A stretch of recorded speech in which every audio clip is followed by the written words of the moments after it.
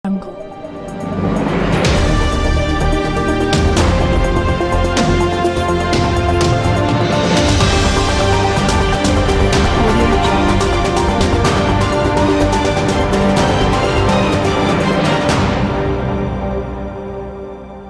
Namanya Abdul. Usahanya terdampak karena pandemi. Sepi pembeli.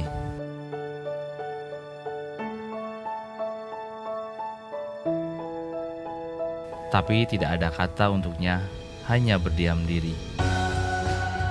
Semangat dan pengharapannya terhadap rezeki, yakin akan kuasa ilahi, akan mendatangkan kepadanya pembeli.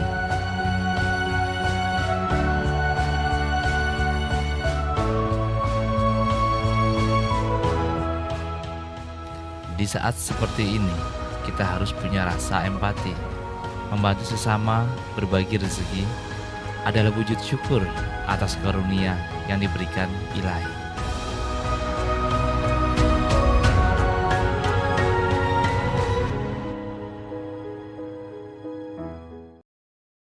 Selamat siang pemirsa, kembali lagi bersama saya Rizky Januar dalam Hard News. Usaha menengah, kecil dan mikro atau UMKM dinilai sangat terdampak oleh pandemi COVID-19 hingga mengancam kelangsungan bisnis banyak pelaku. Meskipun seluruh lapisan masyarakat memang terdampak COVID-19, tetapi penyelamatan UMKM dari dampak COVID-19 dinilai sangat penting bagi perekonomian. Ketua Dewan Komisioner Otoritas Jasa Keuangan atau OJK, Wimbo Santoso menjelaskan bahwa dampak besar pandemi COVID-19 yang dirasakan UMKM disebabkan oleh turunnya tingkat konsumsi masyarakat. Terbatasnya aktivitas di tengah pandemi membuat ekonomi tertekan, sehingga masyarakat menahan belanjanya. Salah satu dampaknya, UMKM mengalami penurunan pendapatan dan omset. Kendala keuangan itu berimbas terhadap para karyawan atau pekerja karena penurunan kegiatan operasional kerap berakhir dengan pengurangan jumlah karyawan atau pegawai. Wimbo menilai bahwa UMKM harus diselamatkan dari dampak pandemi COVID-19.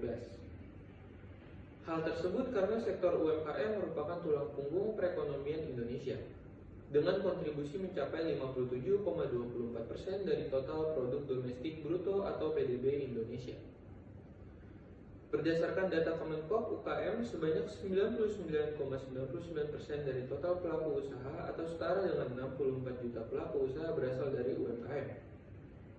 Dengan penyerapan tenaga kerja yang besar, yakni mencapai 117 juta orang atau 97% dari total tenaga kerja, ujar Wimbo dalam webinar Business Matching Digitalisasi Pembiayaan untuk UMKM. Besarnya peran UMKM untuk membuat otoritas mengeluarkan sejumlah kebijakan agar UMKM dapat bertahan pada masa pandemi. Otoritas menerbitkan peraturan OJK atau POJK 11 dan 48 tahun 2020 tentang stimulus perekonomian nasional sebagai kebijakan countercyclical dampak penyebaran COVID-19. Kebijakan tersebut telah membantu 5,30 juta debitur UMKM dengan nominal kredit sebesar 332 triliun pada awal pandemi. Berikut pelaku UMKM yang sudah terhubung bersama saya melalui. Selamat siang Bapak Eri. Ya, Apakah suara saya sudah terdengar dengan jelas? ya, udah. Bapak Eri boleh diceritain nggak Pak tentang pengalaman Bapak dalam membangun bisnis yang telah Bapak mulai? Ya. Bisnis ya, bangun bisnis. Oke. Jadi kan sebenarnya saya untuk sekarang ini saya lebih fokus ke dua paling utama itu lebih ke kopi atau food and beverage, lebih ke beverage sih sebenarnya, sama dunia impor. Nah, tapi sebelum ini sebenarnya saya udah ada sempet ibaratnya masa-masa belajar saya lah di bidang parfum. Nah, parfum ini saya posisinya sebagai bisa dibilang seperti distributor. Karena jadi ada kebetulan itu saudara saya itu agen. Nah, dia itu yang masukin barang ke distributor. Nah, kebetulan saya bisa dapat langsung. Nah, di situ saya cari-cari kayak reseller. Nah, resellernya itu masih banyak kan dari orang-orang sendiri sih, maksudnya dari teman-teman saya. di ring 1. Nah, emang awal banget saya mulainya dari keluarga dan teman-teman. Dulu itu parfum door to door. Nah, terus setelah parfum, saya mulai masuk ke dunia food and beverage. Seperti yang paling utama itu kopi, matcha, dan coklat. Nah, tapi saya juga belakangan ini mungkin sekitar dari akhir tahun lalu, ya mungkin sekitar 6-7 bulanan, saya sedang aktif di dunia impor. Boleh dijelasin nggak Pak, kayak gimana caranya Bapak tuh mempertahankan bisnis yang sudah Bapak bangun selama pandemi COVID menyerang? Untuk mempertahankan di masa pandemi ya. Oke. Nah, kalau saya sendiri itu sebenarnya kalau untuk food and beverage-nya itu, saya hampir 90% masa saya itu udah di masa pandemi. Nah, awal-awal emang sempat mungkin sekitar 1-2 bulan habis itu pandemi. Nah, tapi pas pandemi itu, awal yang saya lakukan itu saya bikin kopinya jadi literan. Nah, itu kan dulu jadi sempat mungkin kalau masnya tahu booming untuk kopi botolan literan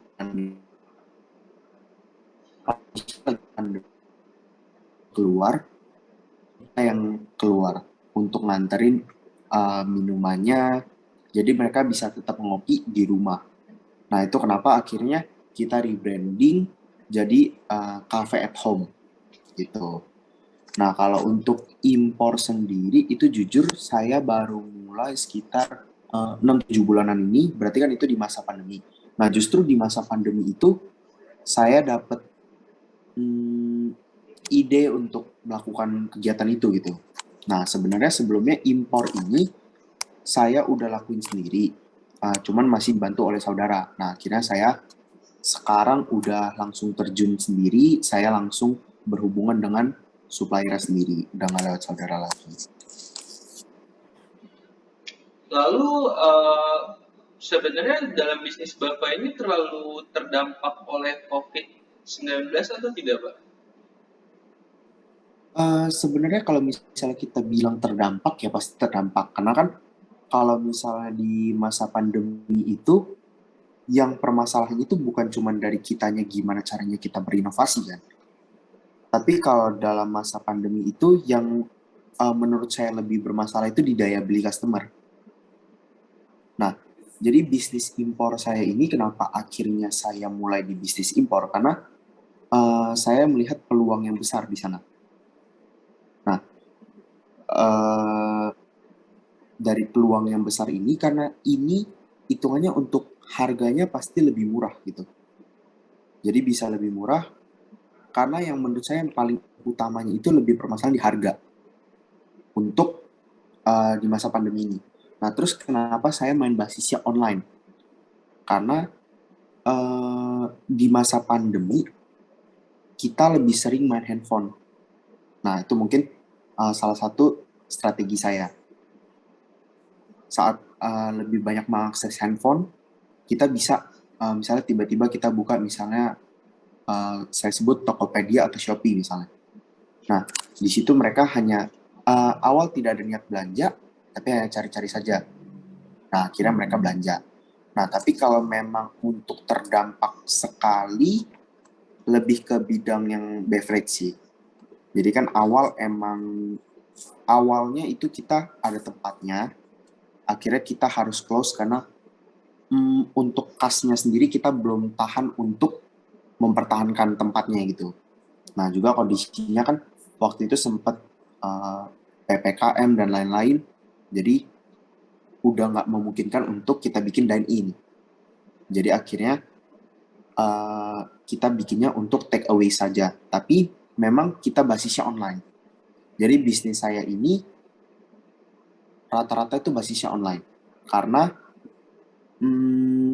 di masa pandemi menurut saya bisnis online sih yang paling mending lah.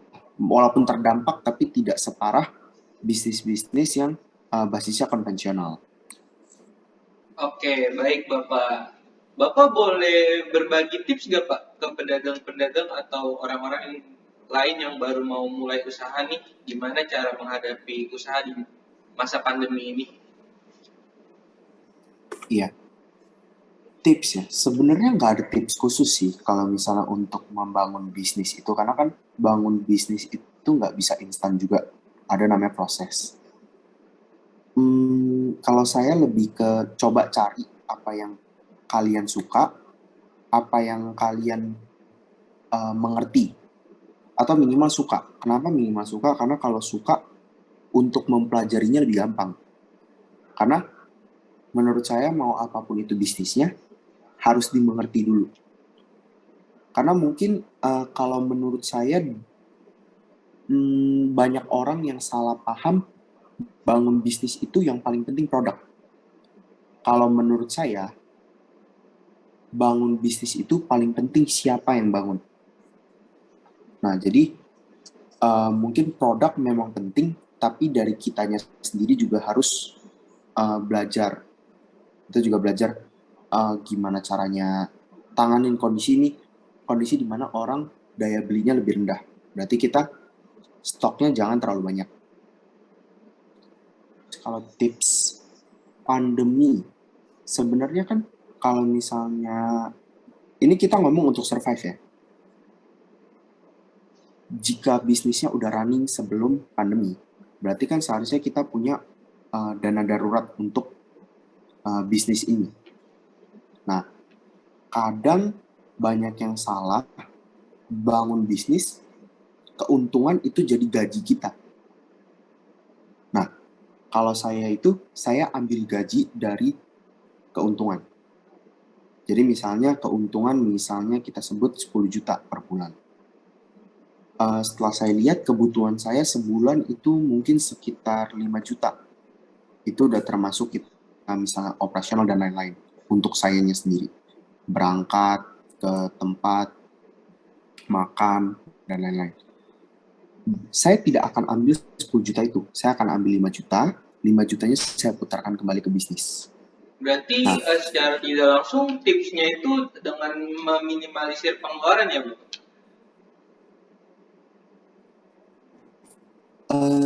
Minimalisir pengeluaran dari bisnisnya.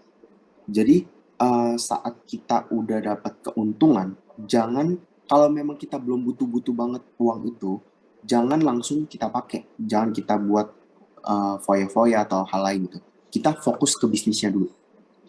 Sampai bisnisnya itu udah bisa benar-benar jalan tanpa kita suntik modal, tanpa kita mungkin macam untuk biaya kehidupan sehari-hari udah cukup. Nah, itu baru boleh mungkin kalau kita mau ambil lebih banyak juga boleh, nggak apa-apa. Oke Bapak, terima kasih atas waktunya ya Bapak, terima kasih sudah berbagi tips dan triknya. Selamat siang Iya, Bapak. iya, sama-sama. Jungle.